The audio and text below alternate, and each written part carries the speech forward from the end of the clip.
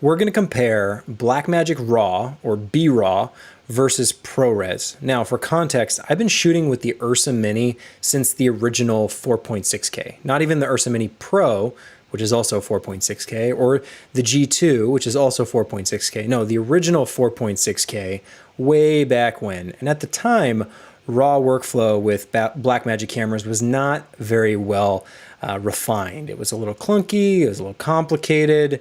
So I got very comfortable shooting ProRes, and I have been for the past, what's it been? 4 or 5 years, however long it's been. So ProRes has become my standard workflow because ProRes is a great codec, very easy to edit, has a lot of color information. So even if you're shooting in a film mode, like, you're totally fine.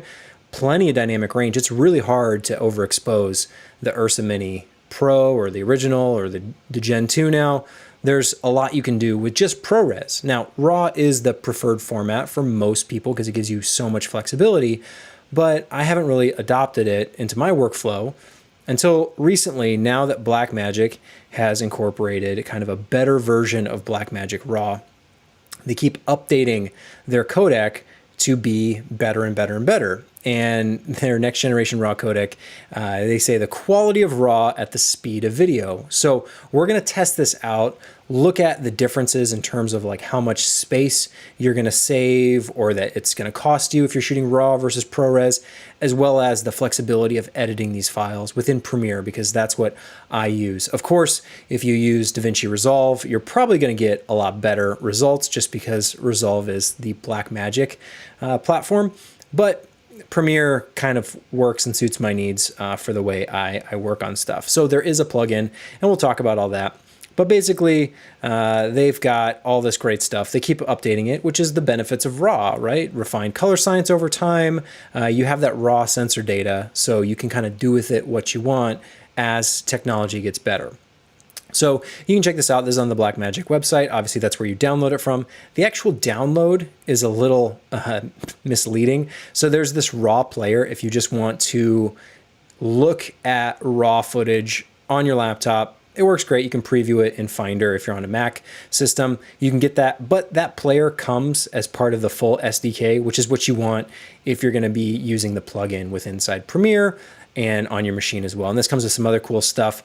They have a little speed test that you can do, and I can start this, and it'll basically analyze your computer hardware to see what you can do and what you can't. You can see based on my current specs what this laptop is capable of, and we'll get into some of that performance stuff later, but it's a nice little tool they have, so you don't have to run your own tests, kind of do performance tracking in Premiere or whatever your program is, your NLE of choice. They give you a tool to test that, which I thought was kind of a nice, helpful thing. And you can see that there's certain styles of RAW that will work with my machine and other ones that won't. So you can go check this out. Of course, you download it from right here. And before we get into any of the actual footage, because I know that's probably the most interesting part is the footage, what maybe is less interesting, but is maybe more practical, is the storage requirements for a RAW workflow. Like I said, I've gotten very used to ProRes because back in the day, RAW was a lot bigger, ProRes a lot smaller, and in terms of cost for hard drives and storage and whatnot, ProRes made a lot of sense, and I've just gotten used to kind of working around it. And again, the Ursa Mini has tons of dynamic range that you can store in ProRes anyway, so most of the stuff I've worked on, it hasn't really been a need. It's not like I've shot something and gone, oh, I wish I had RAW.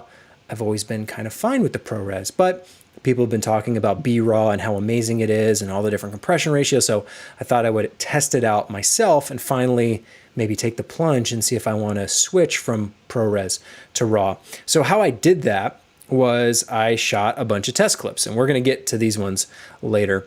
But I basically went through the camera and shot, basically switching all the different menu options for your codecs, your resolutions, and it's just a very boring process going through here, hitting all the menu stuff. But one thing I will commend Blackmagic on is that their menus just work so well. Obviously, you can see you can pick ProRes, you can pick your compression, you can pick your resolution. It's all separate, so you're not dealing with all these little chiclet tiles that you get on some other camera menus where it's all in one thing and you end up with like 100 different options. You can kind of pick and choose what you want based on your requirements. So I went through and I set up all that, checking the times for all the cards. For a 256 gig card, basically how long could I shoot? Because that's kind of the practicality of it. Oftentimes when we're talking about RAW and versus ProRes and all the different compression ratios, we know that, you know, typically bigger file sizes are going to give better results in terms of image quality, maybe flexibility and color grading. But oftentimes that's met with the limitation of the budget and just being like, well, I can't dedicate a whole terabyte to this one, you know, shoot that I'm doing. Maybe even it could be even beyond that, 2 terabytes, 4 terabytes. And then if you're doing any kind of RAID setup or you're doing offsite backups, you're doing cloud storage, the files get really big really fast. And if you want redundancy, then it like duplicates, you know, the entire file size. So it can be a nightmare dealing with these really, really big files. So what's the practical use case for each of these different things? When would you want to shoot ProRes? When would you want to shoot BRAW? Depending on those hard set limitations of maybe you just don't have the budget for terabytes and terabytes and terabytes of data. So I went through and I logged all that in a nice little spreadsheet. It's not all that pretty, but you can see all the stuff is logged here. And I'll just go through this really, really quick. So in this side in the blue, we have ProRes, and on the other side in kind of the orangey gold, we've got BRAW. Again, this is a 256 gigabyte card. It's a CFast card. So here you have in this column the compression for ProRes. On the Ursa Mini Pro, you have a lot of ProRes options. They even give you down to proxy, which is fantastic that you can even go that low all the way up to XQ. And then if you're shooting ultra high definition, basically, you know, 4 times HD, UHD, you have that option as well as the 4.6K like maximum resolution on the Ursa Mini. So these are all listed in minutes. So if you're going to basically, the most you can get out of an Ursa Mini Pro in terms of total record time from a 256 gigabyte card is shooting ProRes proxy at 230 minutes total at UHD, which is, you know, 4K for most intents and purposes. That's basically the most you can get, 4K quality. Of course, you could drop it down to 1080p if you wanted to do that. But I think most of us nowadays are looking at, okay, I want to shoot 4K. What's the most I can get for that? And for a 256 gigabyte card, you can record for basically 230 minutes. So more or less, ProRes proxy on the Ursa Mini Pro is basically a gig a minute of 4K or Ultra HD. From there, if you want to jump up to Lite, ProRes Lite, that's a big, big jump. Basically, you know, half of your record time is going to be, you know, taken away just by switching from proxy to Lite. So that's a pretty big jump. From there, it evens out a little bit more. So 422, you have 71 minutes. HQ, you have 47 minutes. 444, you have 31 minutes. And XQ, you have 21 minutes of Ultra HD. Again, I know this is kind of boring, but hopefully this is helpful in painting a picture of like, well, maybe you don't need XQ, even though that's, you know, the best version of ProRes. If you're recording UHD, you only get 21 minutes for a 256 gigabyte card. Imagine how fast you'll go through that if you're recording interviews or doing any kind of long form. Maybe it's a wedding and you have to record the whole, you know, reception and ceremony and everything involved. And if you have multiple cameras, then just factor it by that. Maybe there's 2 or 3 cameras. Now you're multiples of these numbers. So it can eat into your data really fast. Also, for comparison, is the 4.6K, which more resolution means less record time because it's just going to take up more data on that card. So for 4.6K with ProRes proxy of 160 minutes, and then again that big jump to ProRes Lite, 70 minutes, 422 is 49 minutes, HQ is 33 minutes, and then 444 is 21 minutes, and then XQ is 14 minutes. 14 minutes for a 256 gigabyte card. That's a very expensive project, needless to say. Now let's jump over to the Blackmagic Raw side, because rather than it being proxy and Lite and 422 and kind of these arbitrary things, they just use compression ratios for their Raw codec. So we have 12:1, 8:1, 5:1, and 3:1. There's another mode on the Blackmagic you can switch it to, but I figured for like compression of raw data, what are we looking at? Let's compare that. Now, the one thing I will say for Ultra HD for BRAW, because it's raw, and this is really important, it isn't scaling down the 4.6K. If you're shooting ProRes proxy, let's say Ultra HD, you're going to get the full field of view of a 4.6K sensor, and it's scaling that down to Ultra HD in the camera. Of course, you can window the sensor, and that's an option on the Ursa Mini Pro, but you're getting the full field of view of the full sensor and then scaled down to Ultra HD. With RAW, it's raw, so it's just the strict sensor data, so there's no scaling going on here. So if you're recording Ultra HD, it's going to be slightly cropped on the sensor because the sensor itself is 4.6K. You're recording a smaller portion of that, so it is going to be cropped or windowed if you're recording Ultra HD BRAW on the Ursa Mini Pro. So really, to get the full field of view in BRAW, you really need to be in the 4.6K mode. It may or may not apply to you depending on your scenario, but it is something to know that with the ProRes stylings, you can get the full field of view in any kind of resolution. With RAW, you're going to be cropping in on the sensor, and that makes sense because it's RAW. Anyway, Ultra HD BRAW, it's 164 minutes at that 12:1 compression. So it's not as lightweight, let's say, as ProRes Proxy. And again, it's windowed, but it is lighter weight than ProRes LT, which is kind of like the light version of ProRes. And I will say ProRes Proxy, and we'll get to this a little bit later when we look at some of the footage, ProRes Proxy on the Ursa Mini Pro doesn't look bad. When I say proxy, you might think, oh, proxy files are really like low res and really bad. No, it's more heavily compressed, and so you can't push and pull it as much, but right out of the box, it's not like it looks bad when you pull it into Premiere or your NLE of choice. It still looks relatively good at 4K or 4.6K. So Ultra HD, we have 164 minutes, and then we're not doing that like giant leap for to 8:1. It's kind of the difference between proxy and light on the ProRes side is not the same as it is on the 12:1, 8:1. These are kind of aligned for their kind of close proximity, but really it's not about ProRes versus RAW. It's more just like what total runtime can you record from this card. So you have 110 minutes at 8:1 Ultra HD. At 5:1 you have 68 minutes, and then at 3:1 you have 41 minutes. And 3:1 is basically like really nice RAW. It is compressed, but it's 3:1, so it's not as heavily compressed as 12:1. And then 4.6K if you really want to get that the maximum field of view for the Super 35 sensor that's in the Ursa Mini Pro. At 12:1, basically the lightest weight RAW but still full width sensor you can get is 115 minutes for a 256 gigabyte card. So roughly about the same as like ProRes Lite. So if you were shooting ProRes Lite Ultra HD, you could instead switch to like 4.6K BRAW 12:1. Like those are kind of the trade-offs you'd make. Like you'd get say, okay, normally I record ProRes Proxy, so maybe I'm looking at, Ultra HD BRAW, or maybe normally I record Ultra HD ProRes Lite, so now I'm looking at 4.6K BRAW. You can kind of compare based on runtime and project requirements and budgets, really, what maybe the best option is for you with the camera.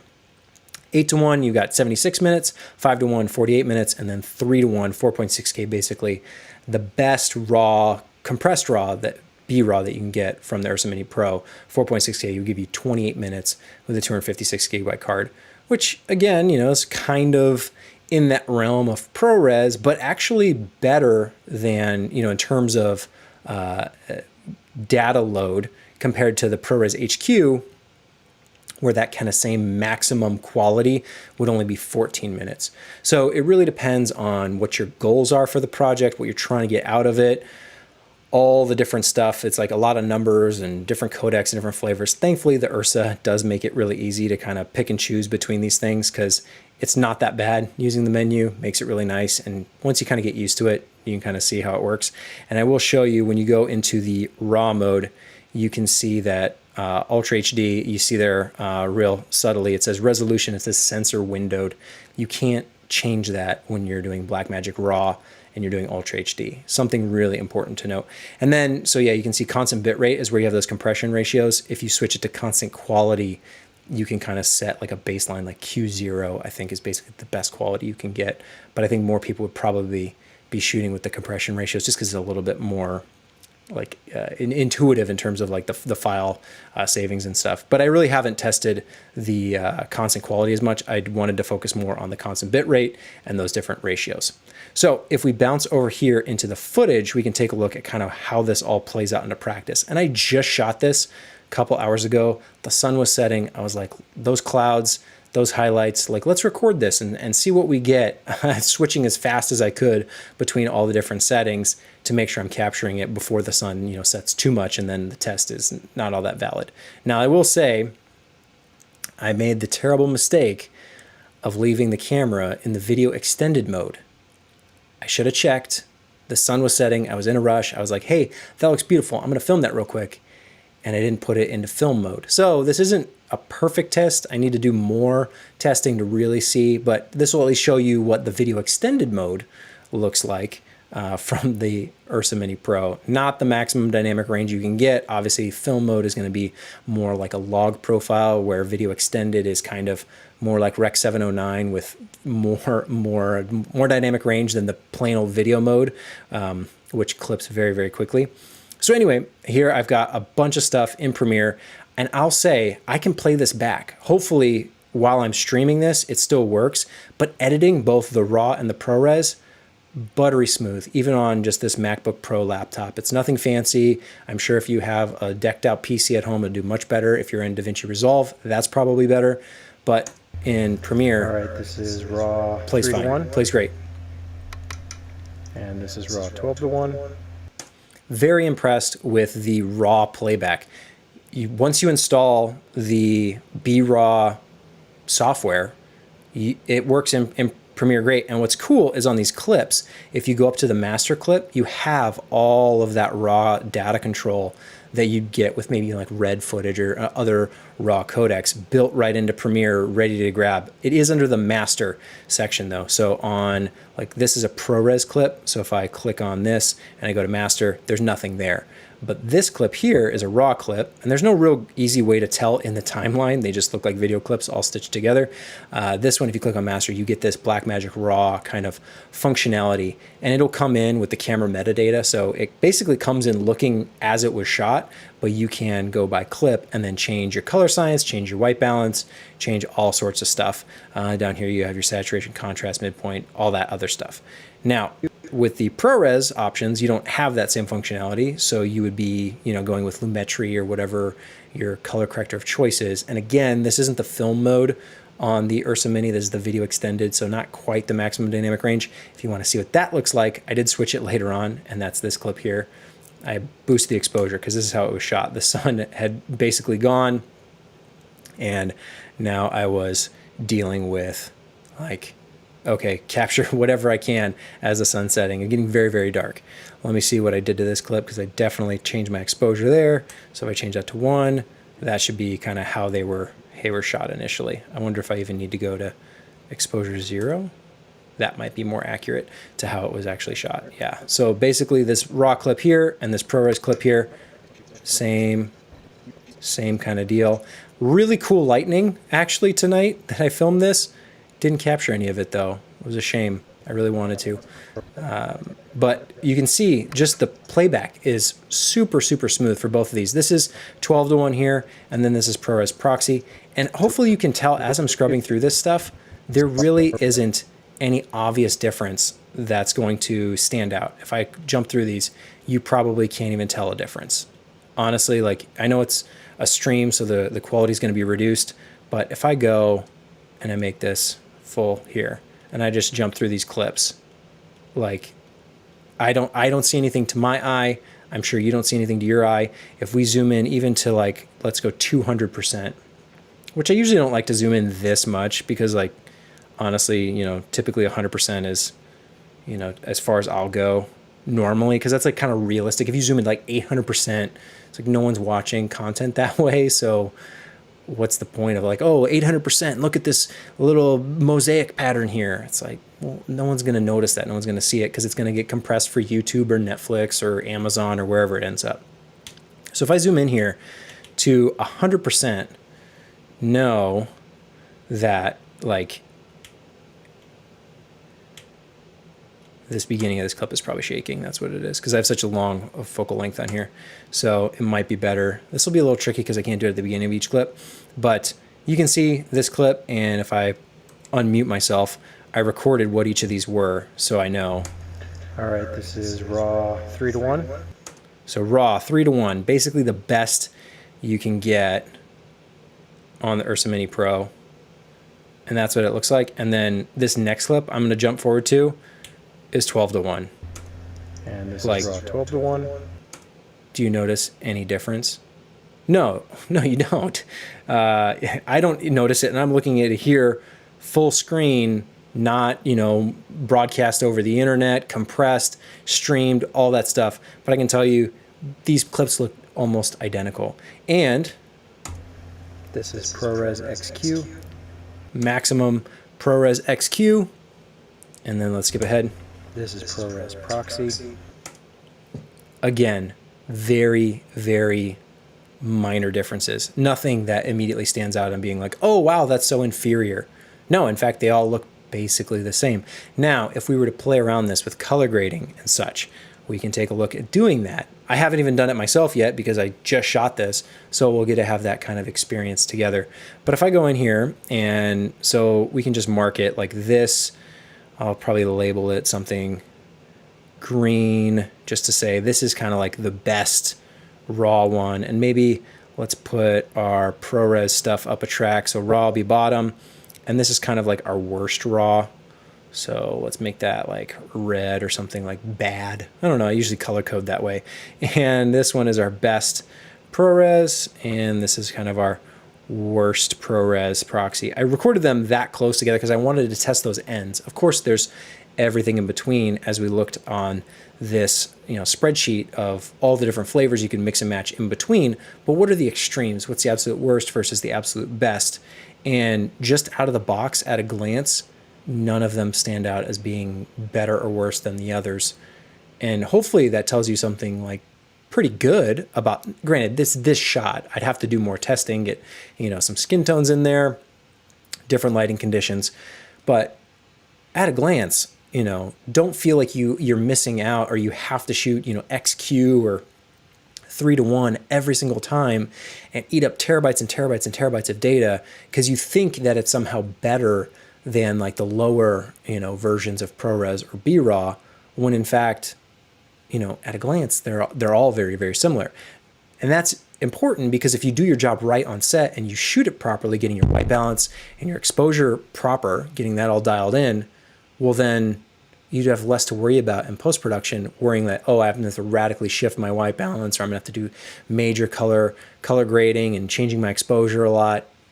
If you get it right or close to what you want in camera with, assuming you're gonna do some minor color grading, you're gonna put like a LUT on there or something, well, feel kind of confident that you can opt for some of the lower end codecs if you need to, and that's what your budget kind of dictates. So let's play around with this. Let's go to the master clip for this raw, and we're gonna stick with the Gen 4 color science. You could go to Gen 5. It is very, very different and better, but I haven't played around with it enough myself to actually know. So we're gonna stick with Gen 4. We're gonna keep the white balance as shot, and let's play around with it. Why not? See what we do with daylight, cloudy, shade. It's getting very tungsten. So this is fantastic that you can do this with a click of a button. I think that's one of the benefits of RAW, is that you can just change your white balance on the fly rather than with ProRes going in and having to like color grade it, if that makes sense. Of course, you could, your temperature and tint, you could go into your curves and do all those adjustments to kind of mimic a white balance. But the fact that you have the raw data and you can go, oh yeah, it's tungsten and it's right there, that I think is very helpful if you want that. But we'll keep it as shot for now. It was 5600, typical kind of daylight stuff, and then it's sunset, so it's looking a little, golden there. So you have different color space options that you could dig through. You have different gamma settings you could dig through. ISO, you can change it, 3200. It could have been shot that way. I didn't. I shot it at 800, so that's how it comes in. You could pull it down to 200, I suppose. Let's go full. Let's fit it, because now we're looking at the whole kind of spectrum here. So 800 here, and let's take a look at what we do with exposure. Like if we drop this way, way down, you're gonna see that even with RAW, even the best RAW, the 3 to 1 compression that we did, there's still some bits in those clouds there that were just too much to capture. Now granted, I shot this pretty, evenly balanced. I didn't severely underexpose it to save that stuff. But it's good to know that even if you're shooting RAW, it's not like it can save it forever into the highlights. So, this is how I shot it. Very, very bright, definitely impressive to be able to pull it down that much and have so much detail there. Of course, you probably wouldn't do it that way, but it's just for example. And then we can change some of the other stuff in here, the white level, the black level, the highlight roll off, the midpoint, etc., etc., etc. Under exposure, we can go +5, -5, we can go tint, and you can play around with that stuff to your heart's desire. But what I'm curious is, on this exposure, if we take this all the way down to -5, what's the variation there that we have for ProRes if we were to do the same maneuver with Lumetri? Well, it doesn't work quite like that, does it? That's annoying. Let's pull this down and see. Well, let's first try and pull those highlights back in and see what we have. And we can pull, let me fit this again to the screen. And let's boost our shadows up, see kind of what we're playing with. Maybe we'll add a ton of contrast just so we can still see what we're looking at. Maybe just even it out to 50. And let's pull the whites down too, see what we have there. Interesting, interesting. And let's go to curves. Pull these down. Pull these down. In fact, I want to pull my whites down here to -100 and then zoom in here.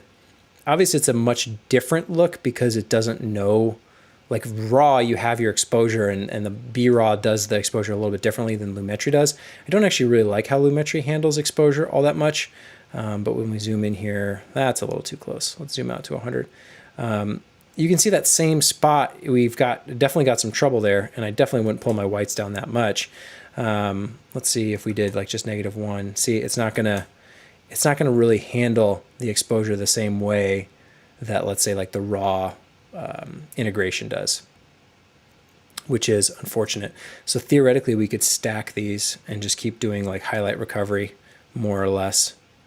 We copy and paste it, and we paste it again, and we paste it again, and we paste it. Like, you can tear this apart, and this is like the highest grade ProRes there is. Of course, you would never do this because unless you wanted it to look like, I don't know, almost looks like a comic book. That's kind of a cool effect, actually.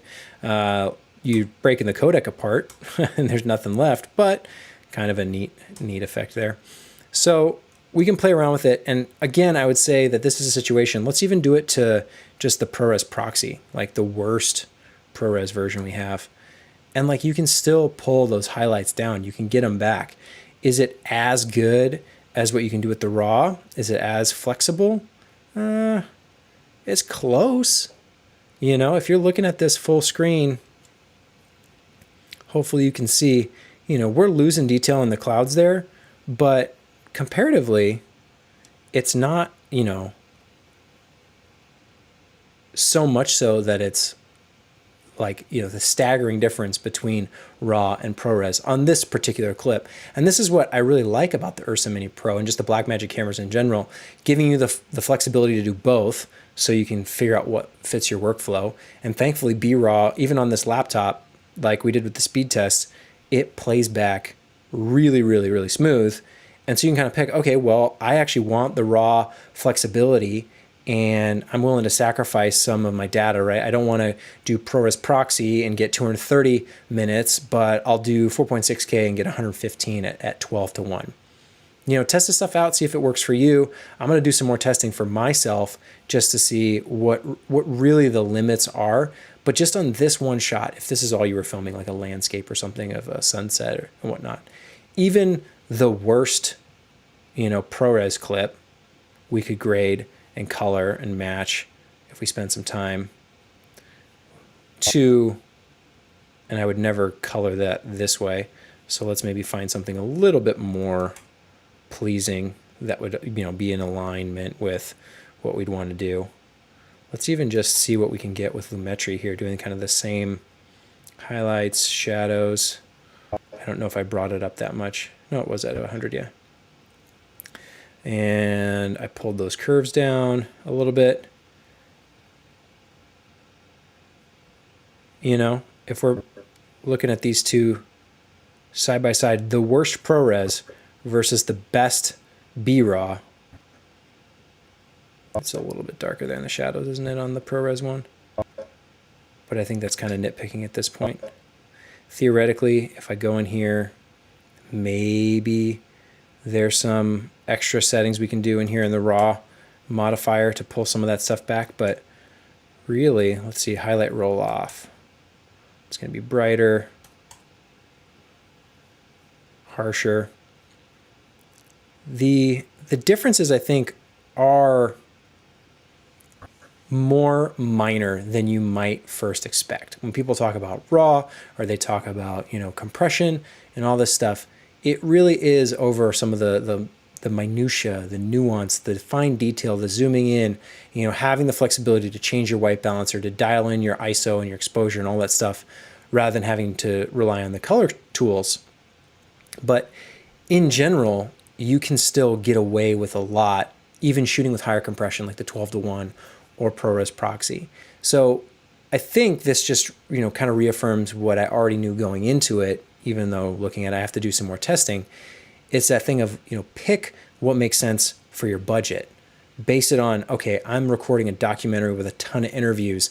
I just need the most time possible, but I still want it to be raw. So I'll do, you know, Ultra HD and I'll deal with the crop factor. Or maybe you go ProRes proxy and you say, I don't have, you know, a ton of budget for this. I just need to be able to record as much as possible every single day and, you know, maximize my cards. And if you're doing it that way, like, you might be okay. Like I said, you'd have to base it on your project and do kind of your own testing to really know for sure, because I don't want you to take my recommendation. I tell you to shoot ProRes proxy and you're, you know, dissatisfied with the results because you can't grade it as much. But just know that the differences might not be as extreme as you might first expect with some of this stuff, because the data rates, you would think, oh my goodness, I'm getting so much more detail. I can recover those highlights. I can push those shadows. I have so much color detail. And in actuality, you might just be eating up hard drive space for data you don't even use or don't even need. So really test out yourself. I'm going to do some more testing. I'm glad I started this, because just for the fact of editing the BRAW footage, like playing this back in Premiere is so awesome that it's just this smooth, and you don't have those considerations of, oh, you know, it's cinema DNG files and it's going to take a long time to transcode, or if I import them, it's going to be sluggish. The BRAW plays great, just as equally as good as the ProRes. And this laptop, on a previous video, I was editing, you know, some all-I footage from the S1H and the GH5, and we were looking at those formats, and they're so processor intensive. Like, the computer just slows to a complete halt. You can't really record video and stream and do Premiere all at the same time. The cameras are freezing. The computer's just basically on fire. Not literally, but you know what I mean. Like, it just has a really, really hard time compared to BRAW and ProRes that just play back no problem. Whether it's the high-end stuff, the low-end stuff, doesn't matter. It gets right through it. And this is, again, a laptop. It's not even, you know, DaVinci Resolve on a proper PC that's maxed out. So if you have any considerations about like playback performance and the ability to edit the stuff, I'm just glad I did that test for myself to know that, hey, I can shoot basically whatever I want and it's going to play back in Premiere. I can preview it in Finder, because Blackmagic has this really cool SDK that they've got out there where you can basically treat it just like regular old, you know, QuickTime files, which is really, really nice to see and very, very helpful. So I got to do some more tests with this, really play around with it, but the results are very promising, both for people who want the flexibility of RAW, but also the people who are afraid that they're going to, you know, drain their bank account just shooting RAW clips. It's like, well, you can do the 12:1 compression and you can get pretty close there, you know, like you can get pretty decent record times with BRAW at 12:1, and you might not be sacrificing as much as you might think. So I like doing that kind of stuff where you just see, hey, this just works and it's great and it's smooth and it's seamless. And then you can use it for all the creative fun. This is a lot of like technical numbers and boring looking at, you know, pixels and coloring, but using it on a real project and having so much joy being able to switch your white balance with just the click of a button, I think that's pretty awesome. Wrap it up there. Pop over to the chat. Well, hello. Let me go back to the top. All right. Thanks for making these videos. Over the last month, I have battled the necessity to purchase a GH5, but now I will wait for either a new APS-C Sony camera or for the GH6. I am so, the more we're doing these live streams, we're hanging out, we're talking, the more I am excited for a potential GH6, because the GH5, the GH5 is just, it's so fun. And I can't imagine, the A7S III looks like a lot of fun, and I imagine I would be, but it just gets me excited for a GH6, especially if they get the autofocus worked out. And Panasonic is supposedly working on it. There's their time to flight. I was looking up this stuff. Time to flight autofocus is kind of like the, the rumored tech that Panasonic is working on for their time to flight autofocus. Panasonic, people are saying that this is supposedly going to be, the perfect autofocus system. Now, don't get too excited. Ad blocker. I'll just continue with ad blocker. I'm sorry. The perfect autofocus system. Will it be? No, I'm sure it'll have problems. I'm sure it's not, but hopefully it's better than DFD, because we all know that that's not a whole lot of fun. It's still coming on the Lumix S5, which also, funny enough, if you search Lumix S5, by the way, I hope you all know this, the Lumix S5, they already made an S5. It's this little point and shoot is the Lumix S5. Poor old Panasonic. Now, it has some preface. There's like DMC or DC or, one of those modifiers at the front end, but no one really talks about it that way. It's just like the GH5 or the S1H. But yeah, they already made an S5. So this tiny little camera is the same name as the upcoming big full-frame mirrorless. Just thought that was kind of funny. Anyway, if the autofocus gets sorted out for the GH6, I'm going to be very, very excited. Steve, all right, I've never broken it down like this. Sweet. Yes, hopefully. Thank you, Steve. Steve's the one that inspired me to go test it today and do all this stuff.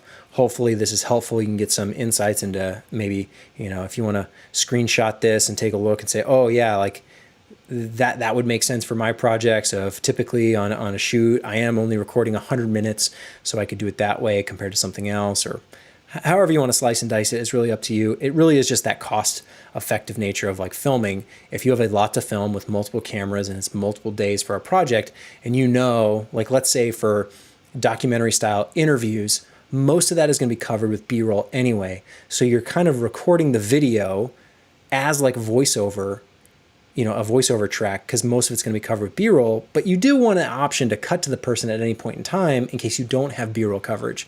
So the video is almost like that backup layer, and you're probably recording 2 cameras. So in a situation like that, you're going to do like an hour-long, 2 hours, 3 hours, 4-hour-long interview with multiple people over days or months. You just get so much footage of talking heads that is going to be maybe, 10 to 20% of the final piece, because so much of it's going to be covered with graphics or, historical photos or B-roll or whatever it is.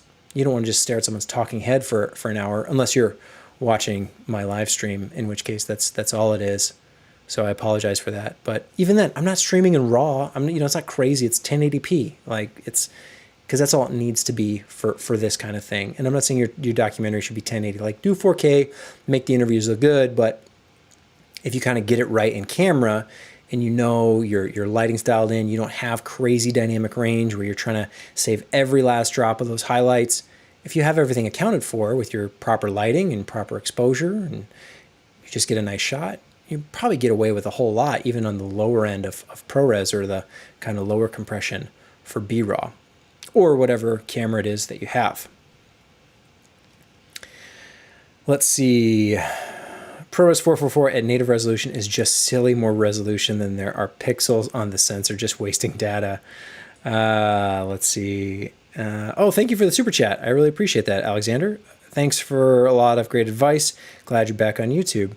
Yes, hope to continue these as much as possible. I've talked about that on other streams before, but yeah, I enjoy them. It's fun.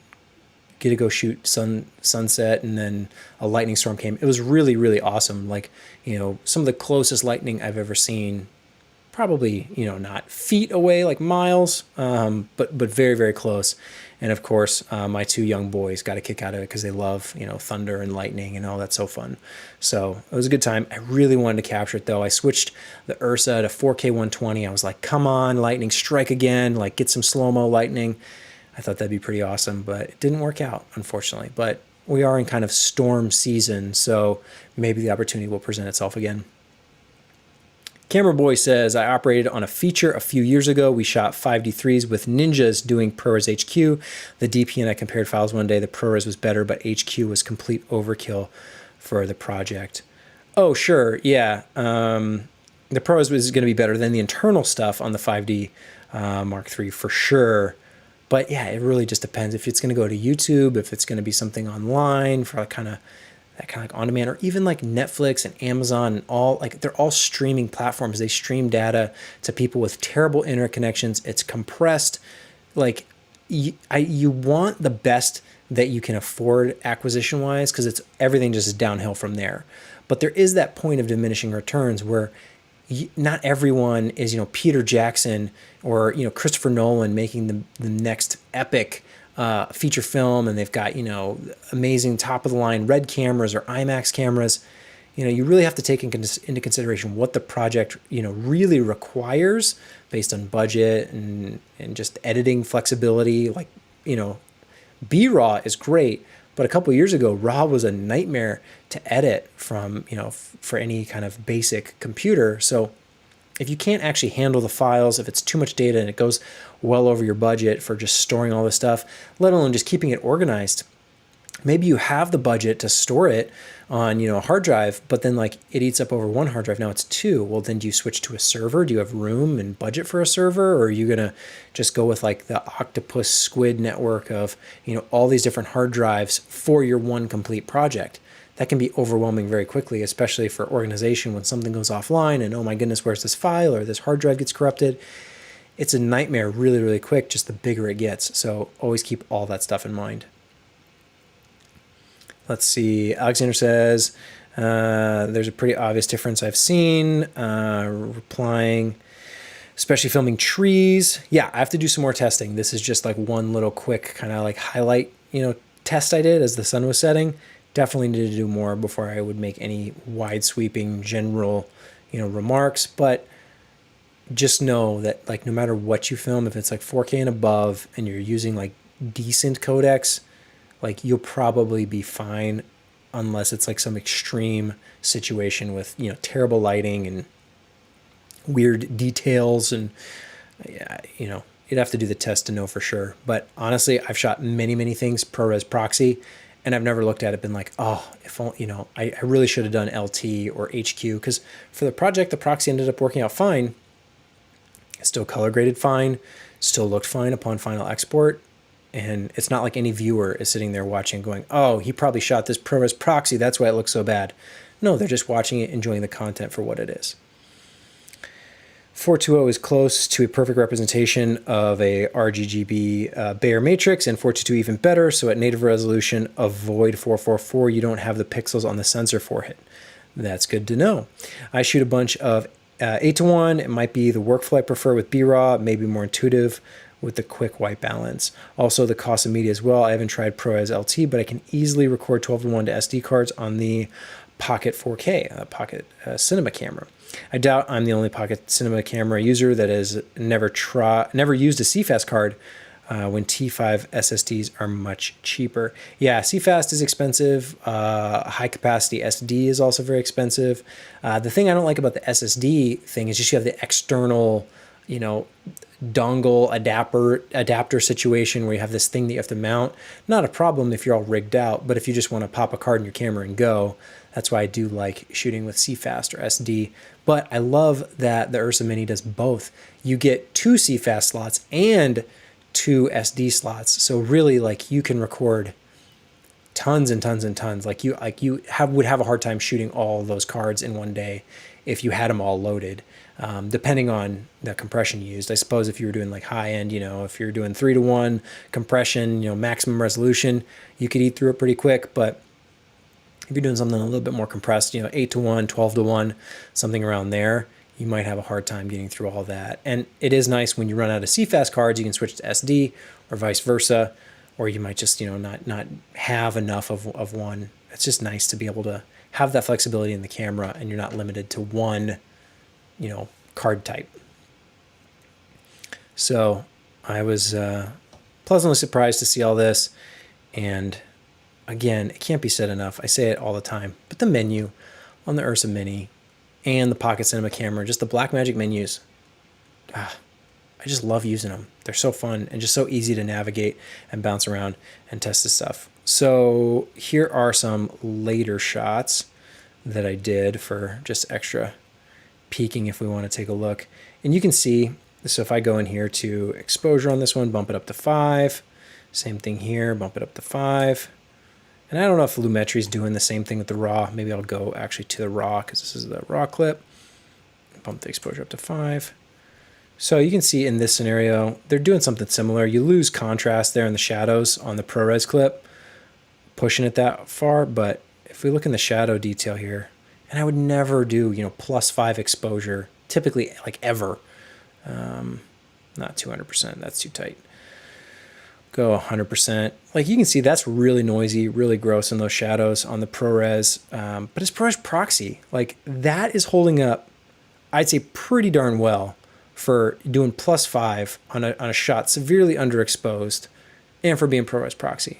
Now let's compare it to the, this is the 12:1 compression. So better, you have more detail. You also have like, you know, more obvious noise because there's more contrast there.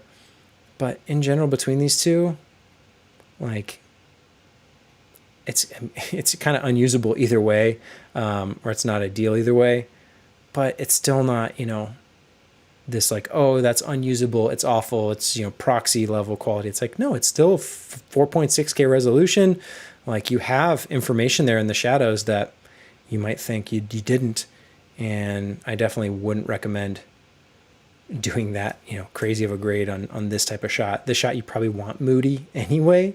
I might bump like the highlights up, give it some more contrast there. Let's see. How would I grade this? No, I'm just playing around having fun. Might do something like that. Pull my shadows down. And let's play with my blacks here. Yeah, that's pretty good. Let's bump the saturation up.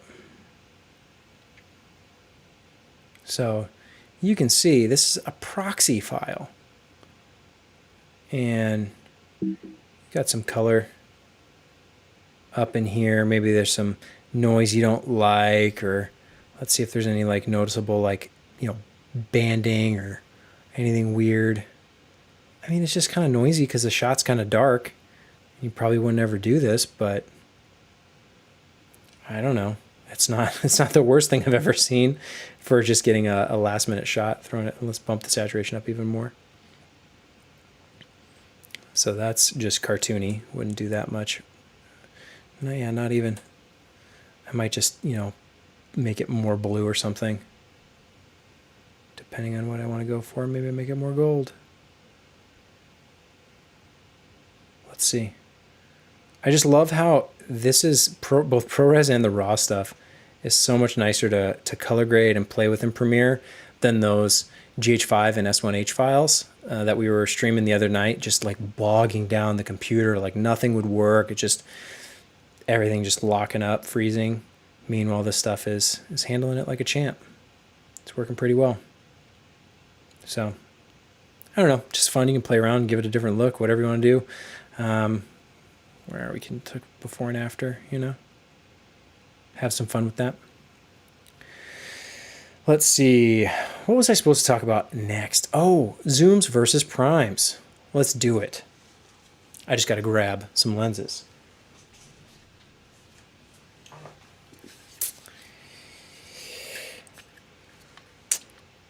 It's inevitable, the question, zooms versus primes. If you know anything about lenses, you probably know that primes have the best typically the best optical performance, while zooms are just inherently flexible and versatile because you can zoom. Meanwhile, you can't do that with a prime. Of course, that's why it's a prime lens.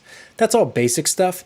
And really when it comes down to it, I'd say just pick whichever one works best for the job. But specifically when it comes to video, I like to use zooms in general for a lot of projects I work on. If it's kind of run and gun documentary style and you want to get a lot of coverage kind of on the go, I like to use zooms, but I like to treat them like primes. And there's a good reason for that. The zoom lens is flexible in that you can get, wide shots and tighter shots all on the go.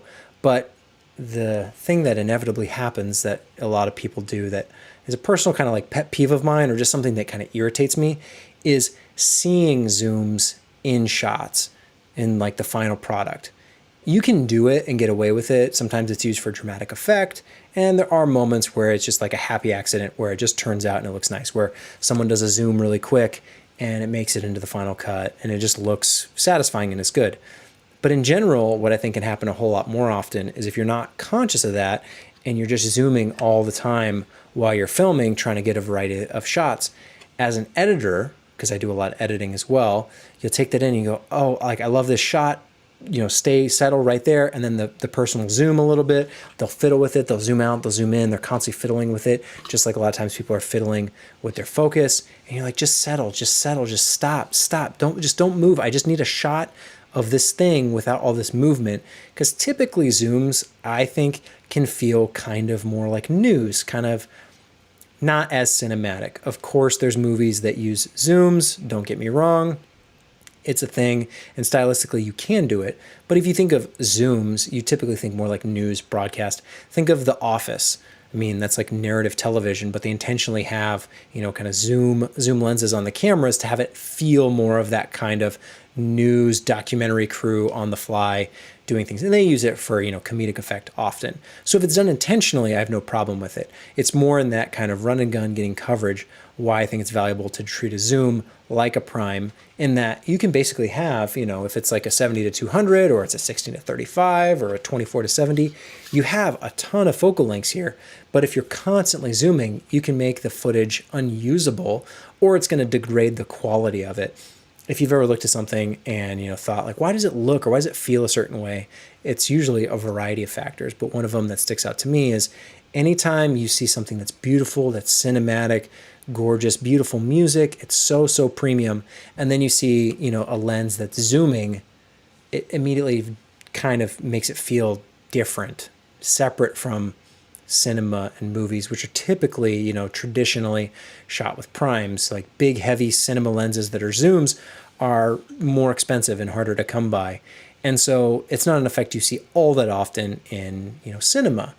Again, it can be done. There are always exceptions to all this, but that's why in general, I like to treat my zooms like primes. And when I'm shooting something, I'll intentionally be filming and kind of stuck at like, let's say like 85, which, is this lens is an 85. Great focal length, really useful for a lot of, more portraiture type work, but even like wide shots with a long lens, I think look really nice with an 85. So you can set, your 70 to 200 at 85 and then just leave it there. Move around, move your feet, get closer, get further away for composition, but leave it at 85. And then if there ever is a situation where you need the longer reach or you need to back it up to 70 or whatever it is, do it really, really quickly and do it intentionally in a moment where you probably don't need that shot. Don't do it in the middle of something important. Don't do it when you're getting coverage that you're probably going to want to use later. Do it when it doesn't really matter, when it's like kind of throwaway and you just zoom really quick as if you were changing lenses. That's kind of how I like to treat it. The zoom lens is like the fastest way to change lenses on the fly rather than having, a prime and then you go, okay, well now I want to switch to a 200 and you got to take it off and put it on and do the whole thing. With a zoom, you can change your swap lenses in an instant, but treat it as such. Treat it as like a hard break where you're switching. Okay, I'm switching from an 85 to a 200 and now I'm operating at a 200. I'm not zooming and fiddling with it and zooming out and zooming in unless that's a style you want. But if you want something that's just kind of pure traditional cinema, stick to a certain focal length the entire time.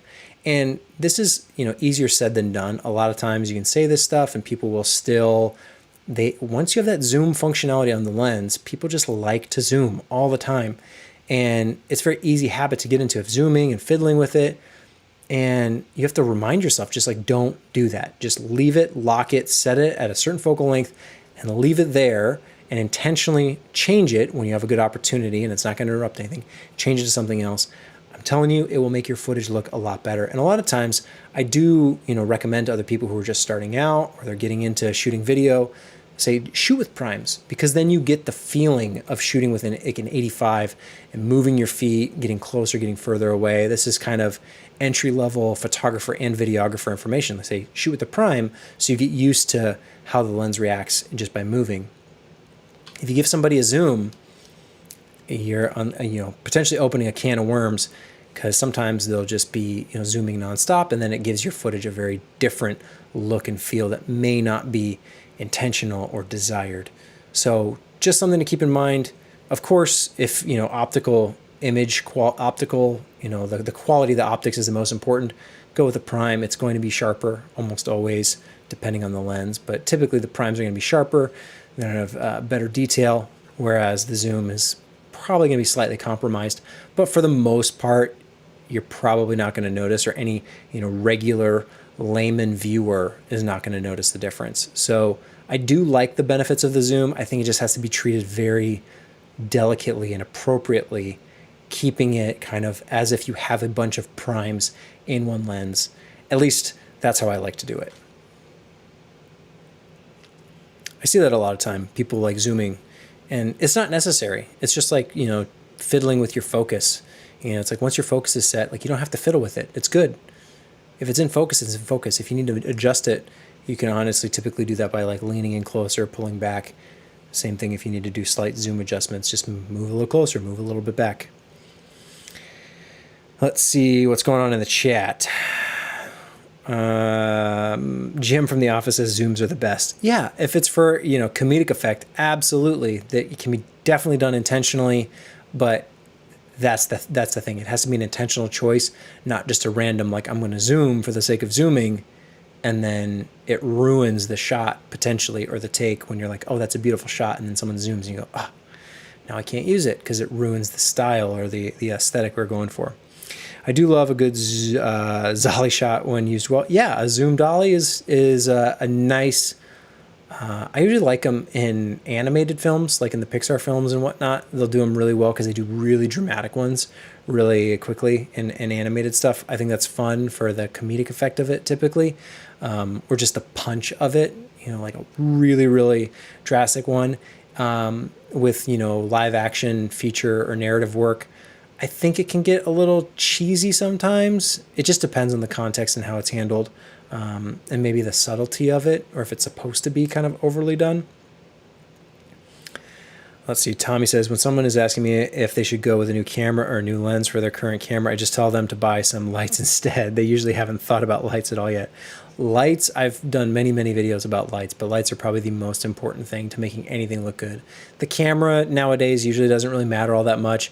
The lens will matter if you're pixel peeping, but most people aren't. They're just watching on their phone or somewhere else where they're, not all that close and looking for the finest of fine detail. People know good lighting though. Not they don't consciously know how to do it, but they can tell the difference between something that's well lit and isn't well lit just by the feeling of the professional, characteristics of it. Like if it's like cinematic, it's almost always because of the lighting. Let's see, I think NYPD Blue 24 and The Shield were the last drama shows to effectively use zoom, as it was an aesthetic of the show. The West Wing did it once and it was awful.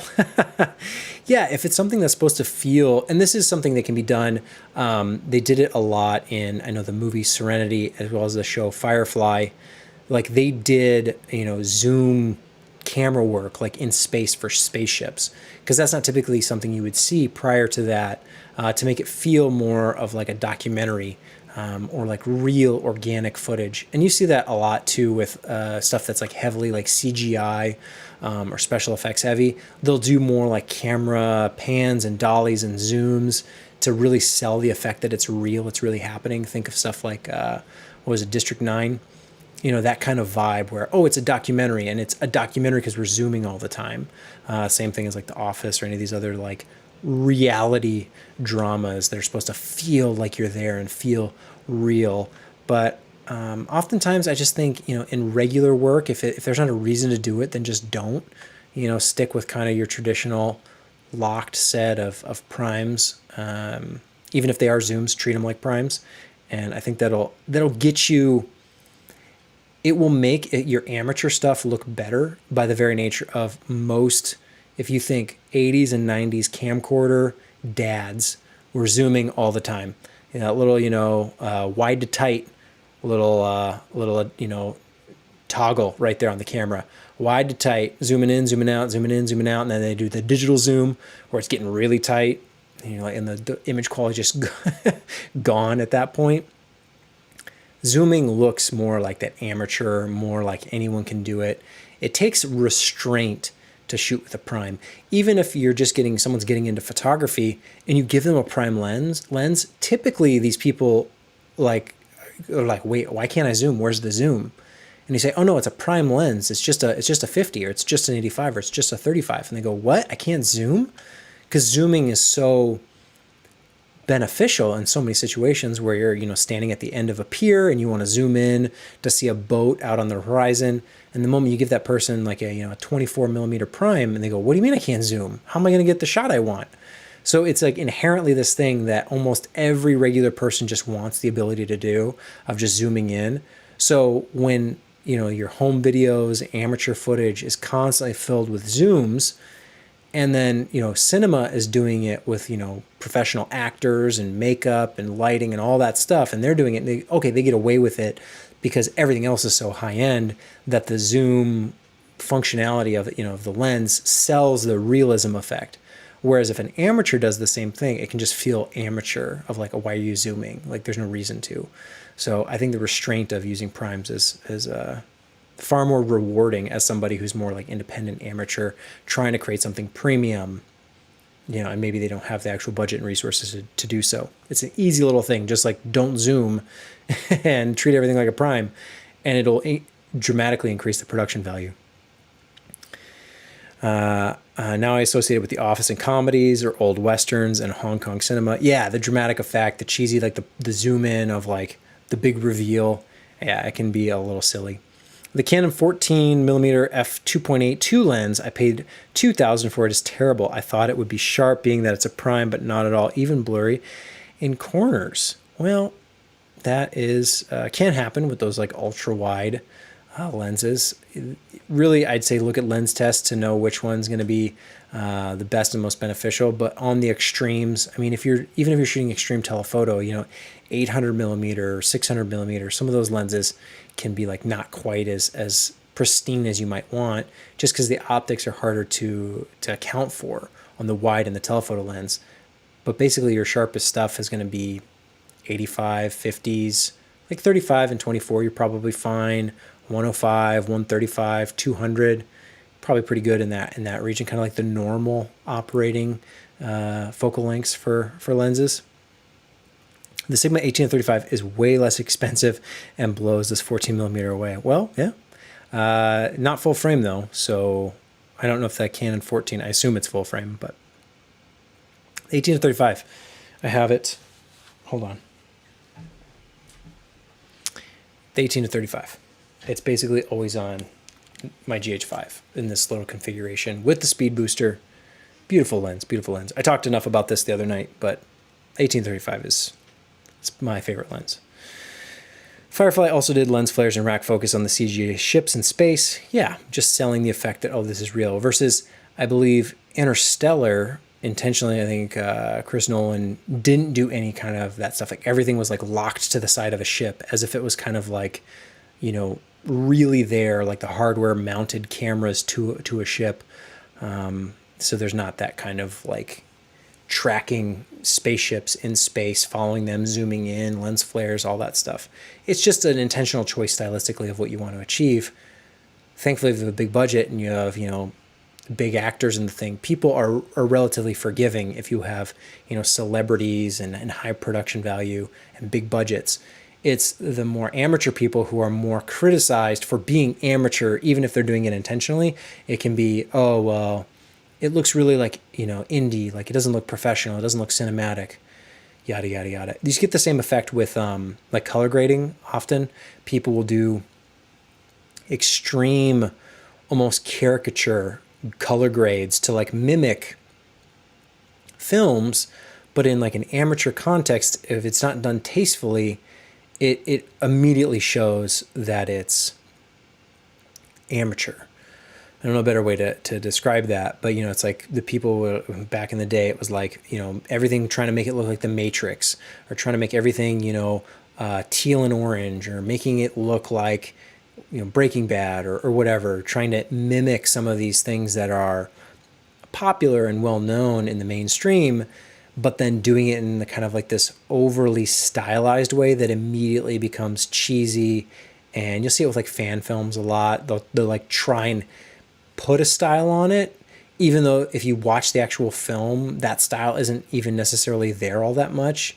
It's just done so much more subtly and consistently, and a lot of that stuff is from the marketing and just the way like the DVD packaging looks and all. And the poster, if you watch the film, most of the time like skin tones look like skin tones, and there might be a slight tint or a hue or a lighting element here or there, but it's more or less subdued compared to the overly cheesy stylized, like, teal and orange. Wow, this looks, it looks so cinematic. It's so teal and orange. And you're like, no, that doesn't look cinematic at all. That looks like a cartoon. But my phone zooms does 4K and 1,000,000 megapixels. Yeah, but you need some lights. Jayful says, I hate zoom lenses for shooting video. I choose prime lenses every time. Prime lenses, it depends on the project, for sure. Primes look better optically, usually, aside from some situations where the lens isn't all that great. Zooms just give you that functionality on kind of like a documentary style shoot. If you have to go kind of more run and gun, you're capturing something on the fly and you don't have time to change the lenses. Maybe you don't have a crew that can like run lenses to you and you're doing it all yourself. It can be more limiting and it can be slower, but that doesn't mean it's better or worse. It's just a different way to approach a shoot. I remember hearing the term foot zoom at some point. What is a foot zoom? I've never heard that term before, but I'd be curious what that is. Yeah, and I'm using full frame. I love the 18 to 35. Last question. I know I'm talking a lot, but let's be real. Should I get rid of my 5D Mark IV for the Blackmagic Pocket Cinema Camera 6K if I put quality video over everything? Yeah, if your goal is video, Blackmagic Pocket 6K is phenomenal. And the 5D Mark IV, you're very, very limited with video there. So if you have the desire to do photography, then maybe keep the 5D Mark IV. I have one here. Well, I actually have two. This is for this is two of them. There's the 5D Mark IV. You can see it's a solid camera. It was good at the time for photography. That's why I have it as a photo camera. I don't think I've ever shot a single video clip on this thing. Maybe when it first came out, I was testing it, and the moment it was a crop mode and the file sizes were massive, I was like, no, thank you. This is not, you don't get a full frame camera to shoot cropped 4K. Like that's not why you get a full frame camera. And yeah, the file sizes being massive, I've always shot video with the GH5.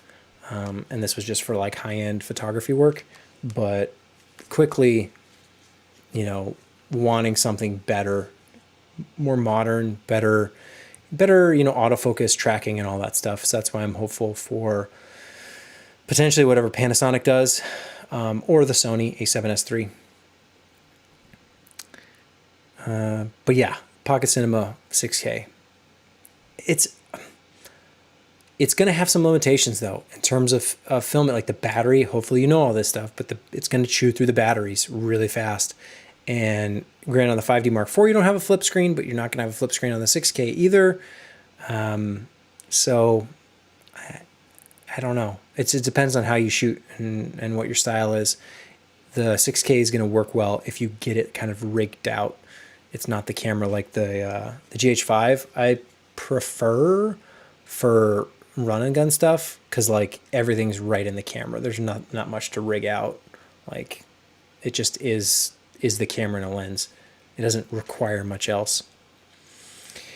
If you need to zoom, use your feet. Oh yeah, zoom with your feet. Yeah, that's definitely a thing that they'll say if you give someone a prime lens. Yeah, zoom with your feet.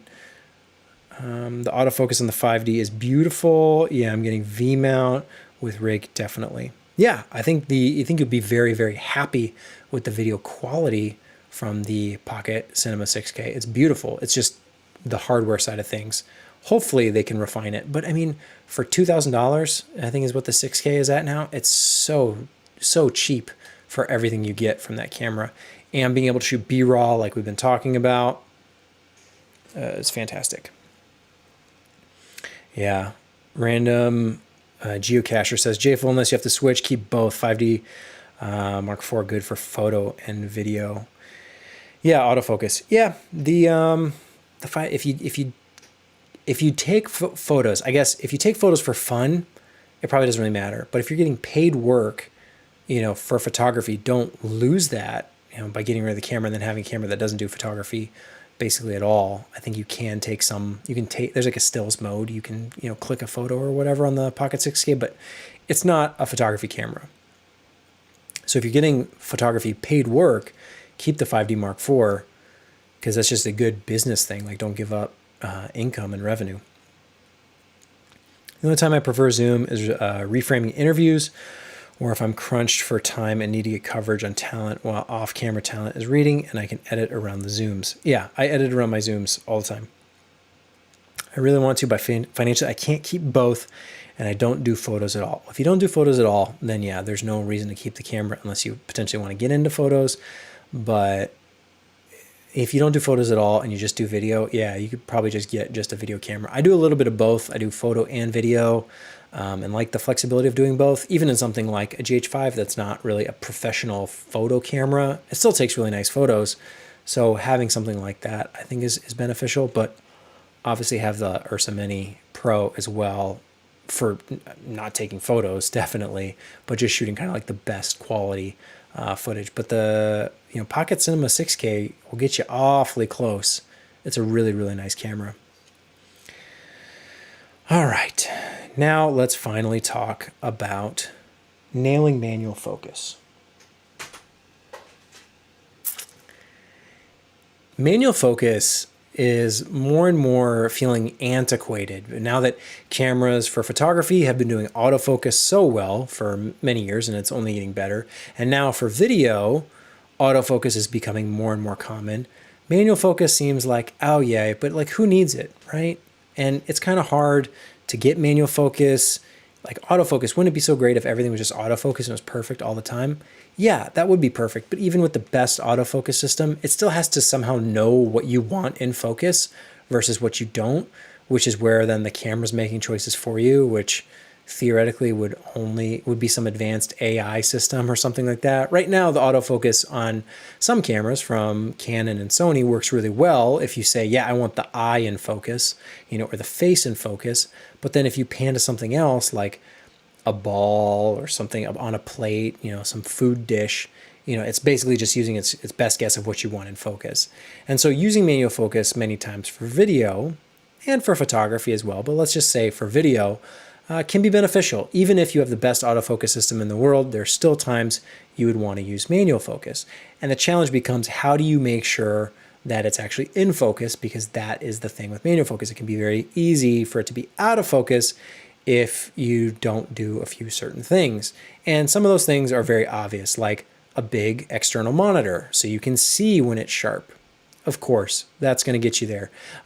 Zooming in, like double tap to zoom in, and so you can see, magnify and get your focus that way. Of course, also very beneficial. But oftentimes you might be in a situation where you don't have an external monitor to use, and maybe you have a camera where during recording you can't punch in to view if it's actually in focus. These are situations where it can be very hard to tell if a shot is in focus. You could rely on tools like peaking in camera to show you and kind of highlight the stuff that is in focus. And usually these things work well if you have a shallow depth of field and kind of a longer lens. So if you're shooting with anything like a 50 or higher, it can be very easy for the camera to tell what's in focus. But if you have a very wide focal length and maybe a slightly deeper depth of field, sometimes it can get confused and think even stuff in the background is in focus, or it's going to say your subject's in focus, but you're actually focused behind them. So I tend to stay away from peaking, honestly, because I'd rather trust my own eyes than some colored dots on a screen telling me that it's in focus. I will use it from time to time, but many times I just have it turned off. So how do you get better manual focus, or how do you at least know that something is in focus manually when you have all these limitations? Obviously go with the tools if you can afford them, as far as external monitors and cameras that can, punch in while you're filming. But if you can't do all that, then what do you do? What I do, and the way I like to do it, is if anytime you're manually focusing and you're, zoomed in, punched in, you can see that there's kind of like an equilibrium balance between, like your near focus and your far focus, where it's like going out of focus. And the focal point, is usually right in between those. So if you, focus behind, forward, behind, back and forth a lot, you can kind of find that resting point in between where the eyeball or, the cupcake or whatever it is actually in focus, just by knowing the extreme ends. So obviously out of focus one way, obviously out of focus the other way. Finding that midpoint in between the two is typically where that subject is going to be in focus. And that's a really nice way just to test really quick, is just throw it to kind of the extremes back and forth really quick and a few times. And I almost always will do that. Like I'll go extreme past the subject, extreme close, and then kind of ease my way slowly narrowing in on that in between where I'm going past on both directions. So I'll go back and forth, 5-10 times, even if I'm punched in to focus, honestly, just to get a feel for like where that focus lines up and it's like perfectly exactly where I want. It can be very challenging, but it's a lot more like the feel than the look of it, which is honestly what I like about it. It's this tactile feeling you get of it being in focus. Your eye sees that it's in focus, but maybe you're looking at a small screen, and you can review it later and you go, oh wow, that was in focus. That's great. I got a feel for where it was at, so you can do it more often. Another thing you can do, and this is what I would say, err on the side of being in front, focusing in front of your subject than behind. It can be really, it's more obvious that something is out of focus when like the ears are in focus and the eyes are soft. Whereas if you're focused maybe right in front of the face, maybe nothing is super sharp. So it just looks like kind of like a softened image, and there's nothing that's like razor sharp anywhere. If you're behind your subject, it's much more of a telltale sign that, oh, it's out of focus, because I can clearly see the ears or I can see the back of the hair, but the eyes are soft and it immediately screams out of focus. So whenever you are doing manual focus and you're concerned about, which side, or am I sure, am I in focus? I would say err towards like the front of your subject, your near focus, because that's almost always going to give you, if you are in focus, it's going to give you better results. And if you are slightly, a little bit off, it's going to be less noticeable, more likely, just by the way, focus falls off as you travel away from your focal point. The other thing I would say to do is, if you're really concerned about it, get your focus dialed in. And then if you're doing photography, often what you can do is take a burst of photos as you're moving closer or further away from your subject. If you have a manual focus lens, let's say, and you're worried about nailing your focus while you're taking some photos, put it where you think it's at and burst, and just move slightly. We know these focal planes, typically you're probably shooting pretty shallow. And so you moving, a couple millimeters either way will pull that focal plane forward and back without you having to rack.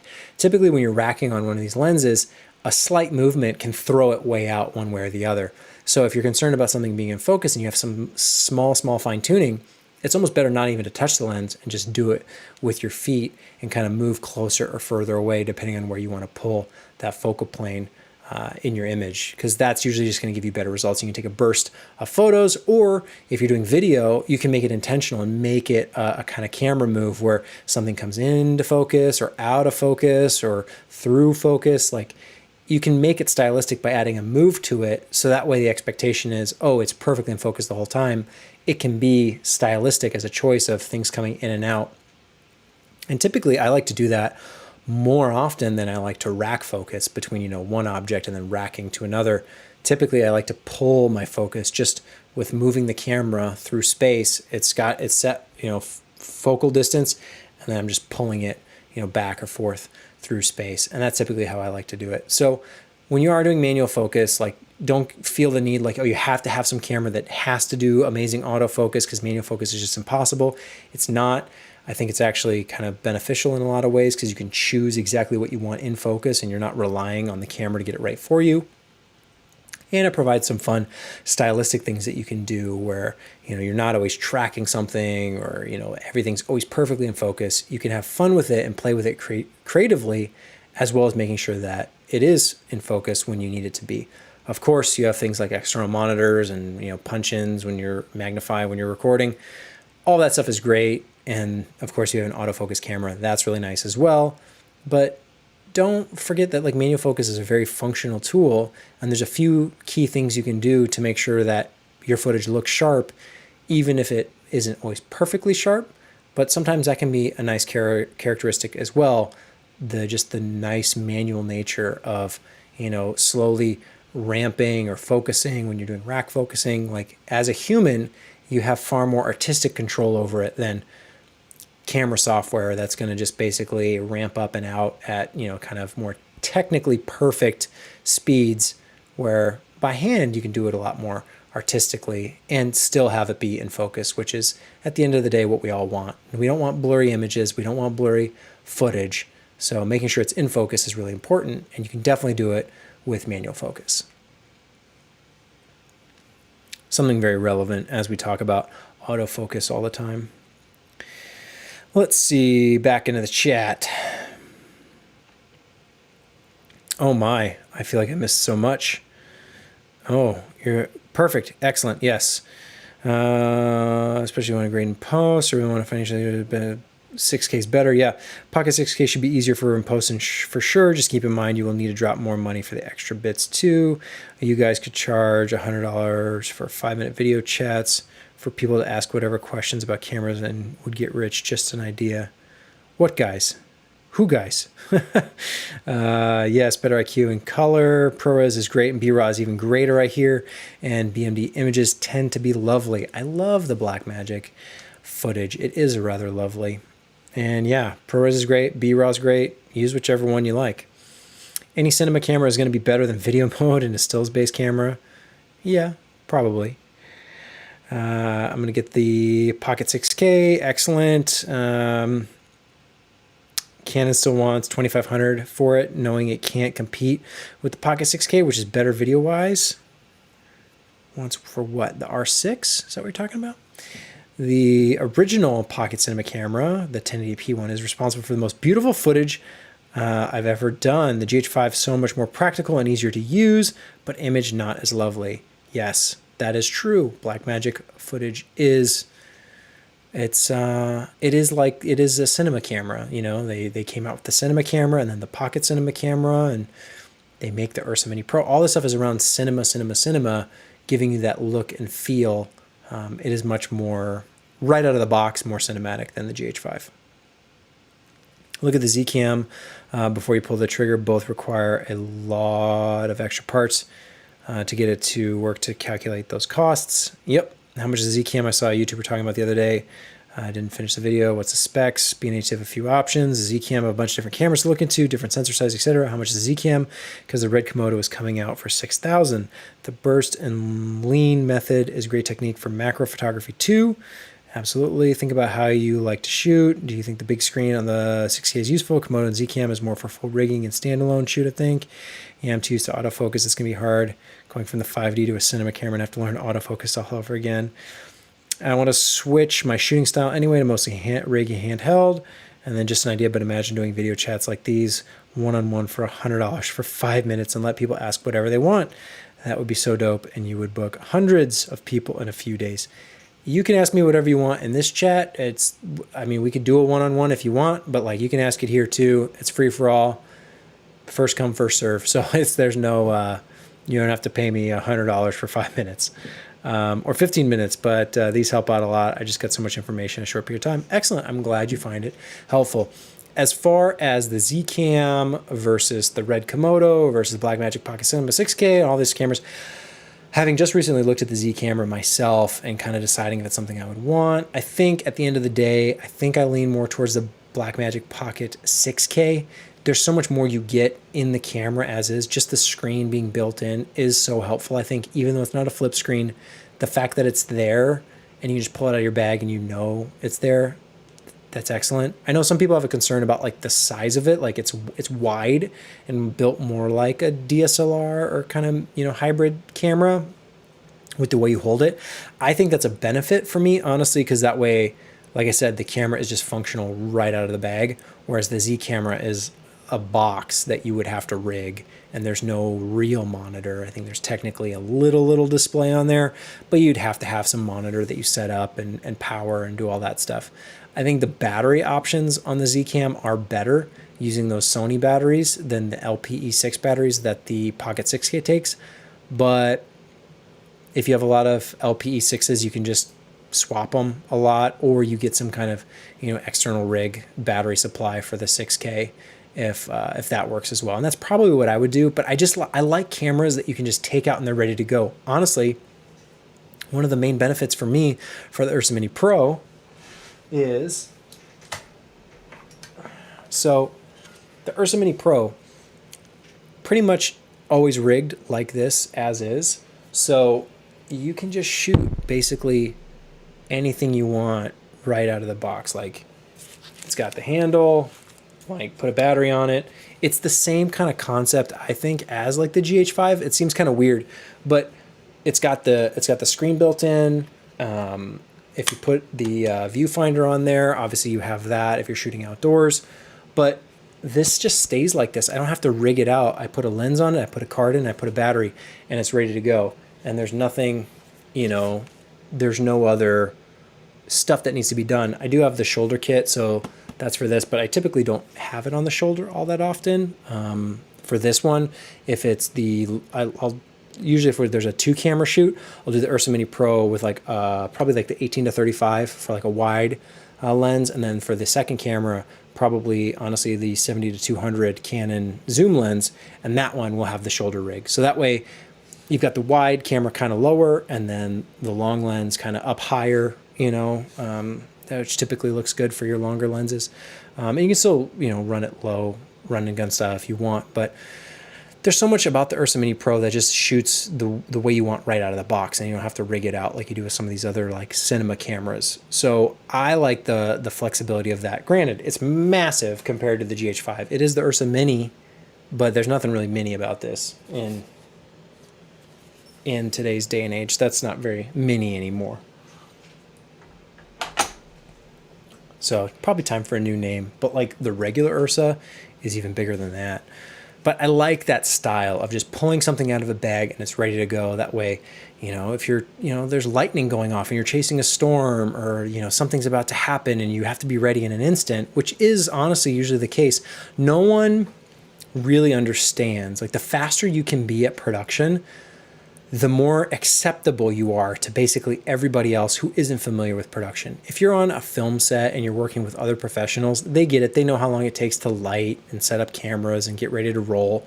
But if you're working with somebody who's never done any kind of video shoot before and you're spending an hour or two getting everything set up, they're like, come on, like what, I thought we were going to start rolling. Like, what's going on? And you have to constantly tell them, oh yeah, we need to get set. We need to get the lights dialed in. We need to get all the, I'm gonna get my rig all built out. I got to pick my lenses. I got to do all this stuff.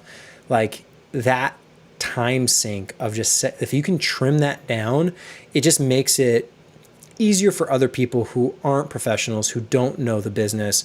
It just makes it more understandable for them, where like if it's a corporate shoot or you have a client there, like just being ready to go. Obviously, if you can set up the day before, that's even better, but that's not always a luxury we always have. So being fast is a sign almost, I think, of just like, not professionalism, but just the ease in which it, like, you can work with other people. So people aren't waiting for you, where they'll say, hey, can we get a shot of this? And you go, oh yeah, we can, but that'll take, 2 hours to rig out all of our stuff. And they're going to go, oh, what? Like, can't you just get this shot really quick? And there is a balancing act there. Don't get me wrong. There's times where people will want you to rush and you really shouldn't. You have to push back and you have to kind of say, yeah, like, we really need to get these other shots first. And then we'll get to that if we have time. That's totally valid. But the faster you are, the more you can do, the more you can fit into a day, the more efficient you are, potentially the more money you can make. Because that's really where it's at. Like, just being efficient is there's so much cost savings there to you as an individual, and then compare that to Hollywood and just the bloat of like how long things take and how many people have to be involved, and then how expensive these films are. Oh, it's $100 million film, and like you can see where some of that goes, and then other times you're like, well, yeah, but why did it take them so long to do this? Like, you know, to get this one shot or whatever. And sometimes it's justifiable, and other times it's not.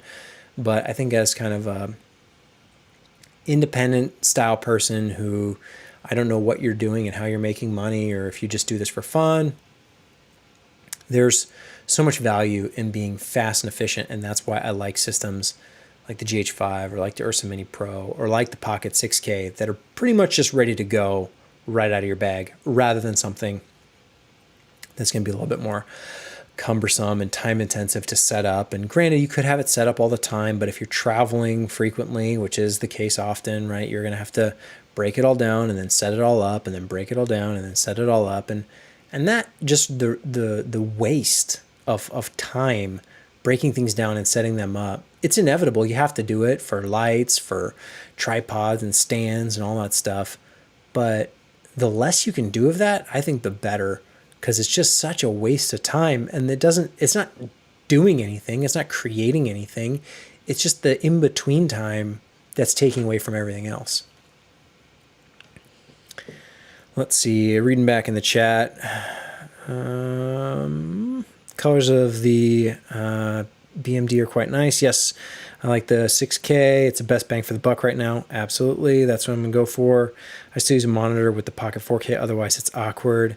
If I had a budget of $6,000, I'd go for the Ursa Mini Pro 4.6K, definitely. Yeah, Ursa Mini Pro, like full kitted out, is probably going to be closer to $10,000 if you want like all the bells and whistles, when you factor in batteries and media and all the other components. But you can get away with it for, you know, like $6,000 is like stock, but that doesn't even come with like a battery, you know, like you have to put your hard line plugged into the wall. There's no viewfinder EVF type thing. There's no real like rigging. Even the new Gen 2 doesn't come with the side handle. The old ones, the 4.6K and then the Ursa Mini Pro, both came with the side handle. And then on the Gen 2, they stopped including that. That's another $200 if you need to factor that in. So it can get expensive really quick. All camera systems do, which is why I like the ones that come with as many features as is. And I'm excited. Hopefully Blackmagic rolls out another kind of pocket cinema camera style camera, because hopefully that's been successful for them. I can't imagine it's not, because it's just such incredible value.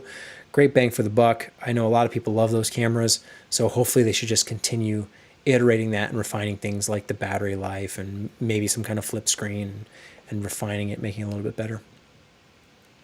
I recently got the Think Tank Video Rig 24. It's nice. I'm actually excited about a bag case. I don't know the Video Rig 24, but I do have two Think Tanks over there. I forget which model they are. They might be some commuter or something like that. I really like the Think Tanks though. They are expensive, but they make a quality product. The rolly cases are just really, really nice to use. They're sturdy, but they're like small and compact, and you can, you know, take them on flights and that kind of thing. So I would definitely recommend, if you're traveling with gear, look at the Think Tank stuff. And then obviously like Pelican cases or something similar for your bigger, heavier equipment. But I never check anything that's like essential to a video shoot. So like theoretically you could do a video shoot without lights. I wouldn't recommend it, but you could do it. You could do a video shoot without tripods and stands and some of the, you know, grip equipment and clamps and whatnot, power cables. So all that like grip equipment will check in a Pelican typically, whereas anything that's like the cameras, the batteries, the cards, and the lenses all stay with us pretty much all the time, because I would never want that to be like, if I lost that, there wouldn't be a shoot anymore. So, and you know, typically like it's happened where we've run into issues where, you know, the airline will lose our luggage. Thankfully we have the camera equipment with us, and then it's making do, maybe stopping by a local rental shop wherever we're at to pick up some lights, some odds and ends. but it's definitely not a fun situation to be in, but much better to lose or to have misplaced for a couple of days, you know, some C stands and whatnot, rather than the main camera you're using for the gig. Mine ran 9 to 10 with everything. Yeah, the Ursa Mini is expensive if you're going to deck it all out. That's why you have 2 rigs with Pocket 4Ks, just for 2 different focal lengths as fast as possible. You never have enough time on set or at an event. Yeah. Blackmagic Pocket Cinema Camera 8K. That, ooh, and if they went full frame, that would be fantastic. My JVC HM700, which was the 3rd-inch CCD equivalent to the Ursa 11 years ago, with all bits I needed, was just under 11,000. And they would crush the camera markets if they do something like a Pocket Cinema 8K. Yeah. It's so funny how you're talking about the JVC, you know, or those CCD sensors, like 3rd-inch, how small and insignificant a 1/3 of an inch is now compared to even like 4/3, right? 4.3 is like 4/3 of an inch. So it's like you had 3rd-inch cameras back in the day, and then the broadcast, like the HPX 500 is what I shot with a few times, and then I think they had an HPX 300 that came out. Those are the Panasonics. The 300 might have been 1/3 inch. I don't know, but 2/3 inch was like, yes, that's premium broadcast. And then now you have like 1-inch sensors and, you know, drones and stuff, and then 4/3 inch is just like, oh, shallow depth of field, and hey, this is nice, but it's still tiny compared to full frame, you know, or even Super 35. So it's just funny how quickly things shifted to the bigger sensors, and it was like the 5D Mark II is what did it. That switch from basically everything before being 1/3 inch or 2/3 inch to shifting overnight to where 4/3 inch is now small, right? And oh, what's the crop factor? Oh, it's a 2 crop factor. Oh no, that's garbage. I need full frame. Like basically overnight. And that's what the 5D Mark II did. Just switched everything from broadcast standards of 1/3 inch and 2/3 inch to small photography sensors of 4/3 inch. Pretty incredible how much changed so quickly. The Think Tank Video Rig 24 fits a 24-inch rig with minimal breakdown. I would not check this bag, though. It's more of a car travel. I would check the bag, just not with a camera rigged inside. Oh, for sure. I haven't seen that one. I'll look it up. The Think Tank Video Rig 24. I don't know. No, I don't usually leave cameras rigged, but I also don't do a whole lot of rigging as well. It depends. Rigging I find beneficial if there's a client to impress and you need to set something up to look kind of legit. If you are shooting with a kind of mirrorless hybrid camera that looks like you're taking pictures, because even in this day and age, people still say, oh, like you can do video with that? It's like, yeah, I can do video with that. Like most cameras shoot video now. So people still think you're taking photos if you have something, you know, like this is the GH5, right? But this looks like a photo camera. So even doing some like minimal rigging like this is usually sufficient, but this definitely doesn't look professional. This doesn't look like something cool. This just looks functional, because that's what I use it for, is like just for the functionality. Oftentimes I don't want a bunch of extra weight and more batteries to power monitors and do the whole shoulder thing. It's like I would rather have the bare bones minimum to be functional and be more flexible almost than just look cool. Because like typically, yeah, if it's rigged out, like you look cool on Instagram, you'll look good for a client. So if there's a client involved, definitely have like a professional presence with your equipment. So not only in terms of rigging and making it look good, but just keeping cords tidy, putting things in like so they look organized and not like everything just slapped together. That kind of professionalism goes a long way. I'm going to set that down.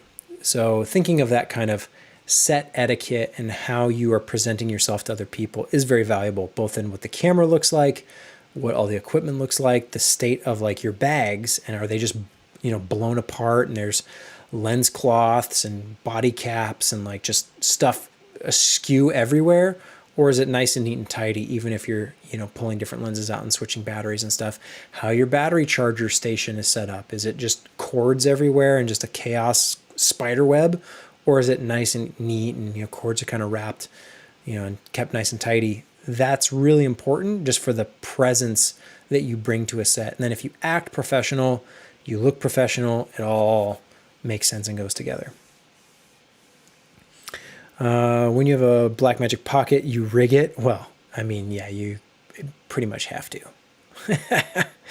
A 5D2 killed me when I got the JVC. Everybody wanted DSLRs. Took years to make my money back on it. Actually got more work from a hacked GH1. That's the risk you run. And yeah, at that time, I should pull out my hacked GH1. Do I have it? Hold on, I might have it. Let me dig through this bag. I think it's in here. I don't know. I don't ever use it anymore. Maybe I should. Well, it's not in that pocket. I wonder where it's at. I think it's in, oh, I know which bag it's in. It's in a different bag, my GH1. Hacked as well, so the GH13. GH13.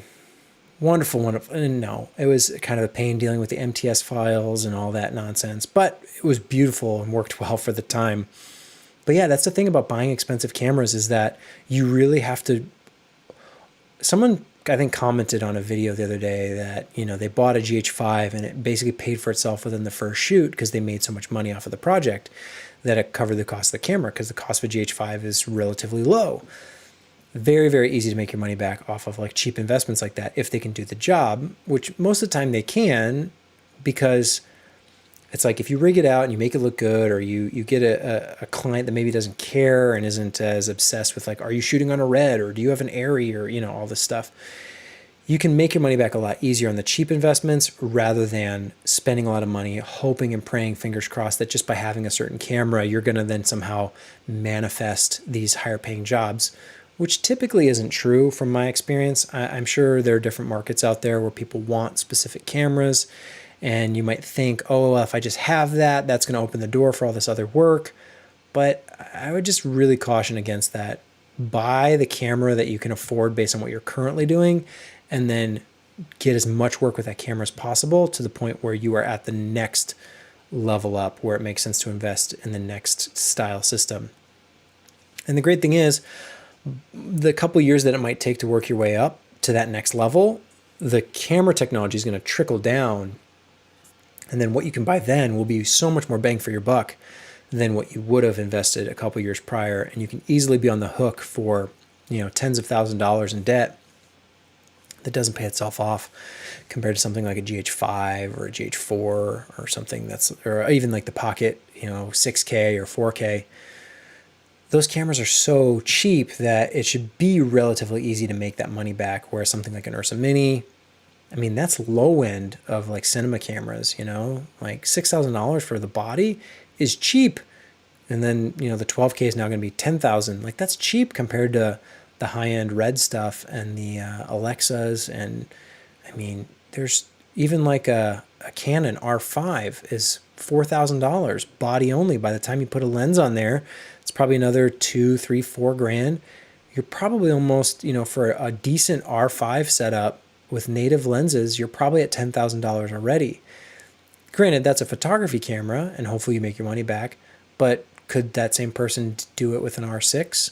Or, maybe something a little bit older, like a A7 R2 or something like that? Like there's a lot of new stuff that comes out constantly, but most of the jobs don't change as quickly as the technology does. So the jobs are still the same thing. Yeah, 4K 24, it's a talking head. Well, you don't need a camera that can shoot 4K 600 frames a second if you're doing talking head videos. So you really have to weigh that. I mean, there's plenty of beautiful cameras that make gorgeous images and footage that are a couple years old that are less than $1,000 in some cases nowadays. So it really depends on the project and what your needs are, and just getting the camera that suits that budget. That's a reasonable purchase at the time. I'm going to end it there. I've been talking for long enough. Thank you all for hanging out. I really appreciate it. I have a good time doing these, talking about cameras, and I thank you for all the questions as well as your input, because it always helps shape me and my stuff. I mean, especially Steve, who's been here in the chat many a night talking about Blackmagic and shooting BRAW. That's what put me over the edge to test it out and finally do it with the Ursa Mini Pro. I just gotten lazy shooting ProRes. It's good enough. I don't need BRAW. Now I see how smooth it is to edit, and I go, hey, and look at these file sizes. Hey, that's not too bad. Well, maybe I can incorporate RAW into my workflow, and maybe there is value there. So I appreciate it. I love all the feedback. I love the conversation, and look forward to the next time.